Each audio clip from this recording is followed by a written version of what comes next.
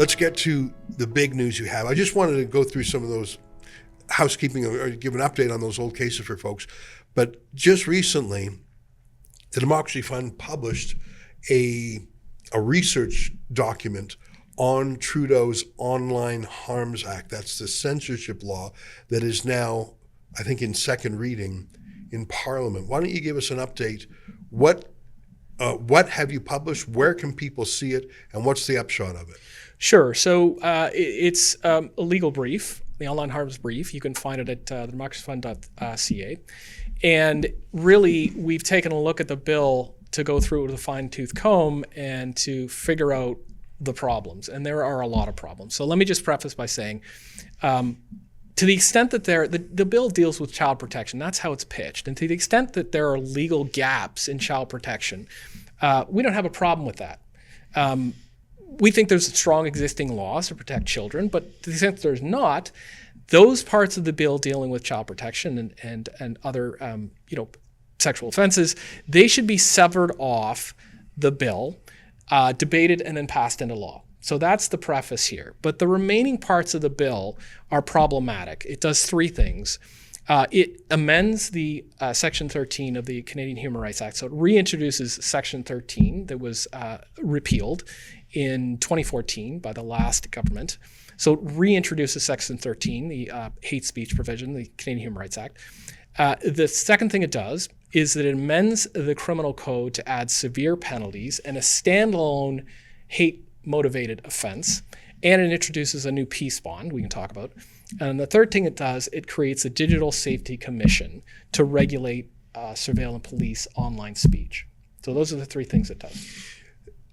I remember reading the bill when it came out, and I think the majority of the bill has nothing to do with online censorship. For example, there's a provision to ban revenge pornography, which is if you took a video of your ex and you're going to upload it as revenge. Well, yeah, I think everyone's against that, including Parliament, which banned it in 2014. I mean, I think it's 10 years in prison. So they have a lot of things in there that I think a lot of people would agree with, but it's already in force. Many of them, for example, there's a requirement that Twitter and other social media have a block button. All right, well, it already does. In fact, to sell anything on the App Store, you have to. So I think there's a lot of things in this bill that the government's emphasizing that everyone would agree with. It's these censorship provisions that are sort of stowaways that they're sneaking in. So if you dare object to the bill, they say, oh, you're for child pornography. No, let's ban that. And actually, child pornography has been banned for decades. Don't try and call my political speech. Don't sneak it in the same bill. I think you're right. It's got to be split apart, but it won't be because they want it to be muddled.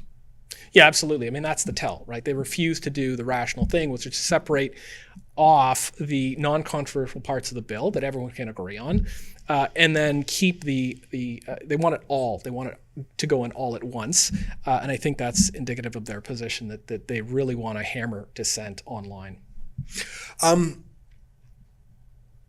You mentioned, I talk a lot about the Human Rights Commission part because I was hit by the Human Rights Commission a dozen years ago or more. And I was actually part of the campaign to have that section repealed by Stephen Harper 10 years ago. But there is that new phenomenon of the Digital Safety Commissioner. In fact, I think there's three new positions that are created by the bill. And each of those positions is going to have a staff. And the Human Rights Commission is going to need staff and investigate. Like, this will create a literal industry. I can't even remember what the three different digital censors are, but one isn't enough, two isn't enough. They're going for three, aren't they? It's weird. Yeah, they've got different layers of bureaucracy. The Digital Safety Commission, which is going to police the online harms. And they've got a digital ombudsman, and I think they have a digital safety office. So there's three different offices involved. It's just a massive new bureaucracy that's going to be created. I have never encountered a real person in real life who says, you know what I need in my life? I need someone to tell me what I can or can't say. And I know some people don't like Twitter or social media because it gives them bad vibes. Okay, we'll use that block button or use the mute button or lock down your account. Like, there are so many tools that a user has if they're shy, if they're introverted, if they're private, if they don't want to, you can mute certain words. Like, you can put yourself in a bubble wrap cocoon on any social media app. And I know this because otherwise you wouldn't be able to sell it on the App Store or the Android store. I've never heard a real person say, I want someone else to make those decisions for me.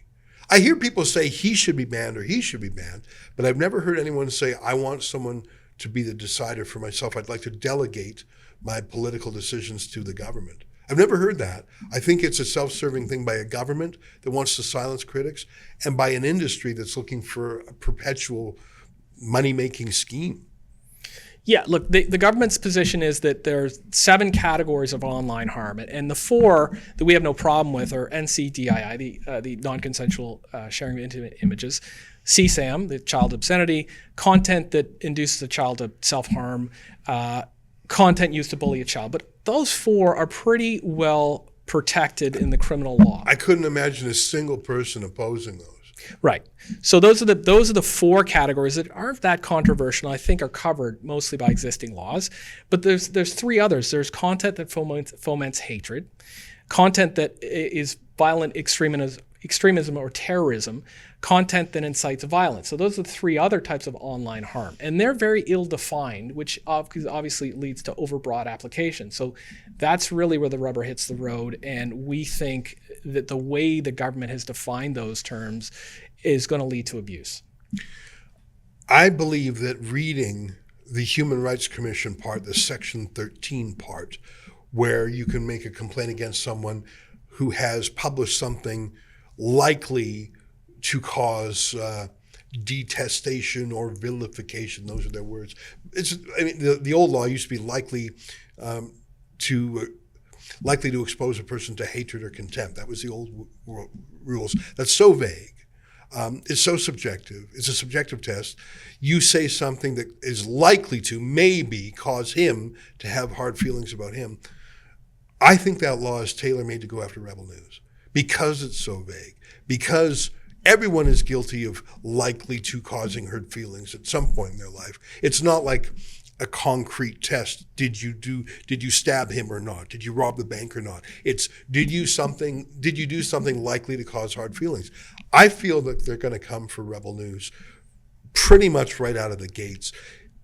Other than being hit with a complaint, do you see any avenue by which Rebel News can go out there and fight this law? Obviously, we can't fight it until it's actually enacted. Like, you can't challenge a law that's not on the books. If this law passes as it is, how would Rebel News fight other than being victimized and fighting back? Is there any way we can get before the courts other than being a victim of this law? Well, I mean, a lot of the law is going to be buried in the regulations made by the Digital Safety Commission, and those regulations haven't been written yet. So what will happen, say, you get a notice that your video contravened or comprised one of these online harms, and then if you object, presumably you go before the commission. So it's a regulatory commission, it's an administrative tribunal, and then you make your arguments there. You say, no, this content did not foment hatred, you say. And they say yes or no. And if they say, yes, it did, and we're sticking by the takedown, then you have to go for what's called judicial review.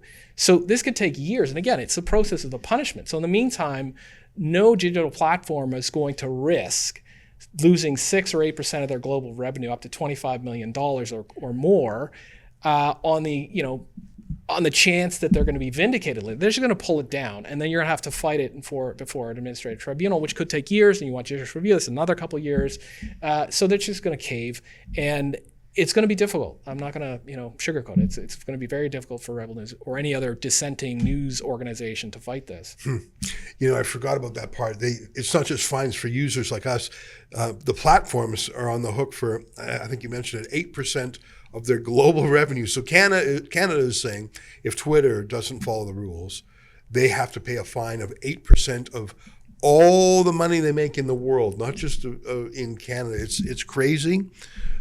We have to fight this. I think this is part of Trudeau's obsession with controlling voices he can't convince. He wants to silence them. I'm glad the Democracy Fund is out there fighting. People can see this legal brief at thedemocracyfund.ca. Mark Joseph, great to see you again. Thanks for your time. Thanks for having me.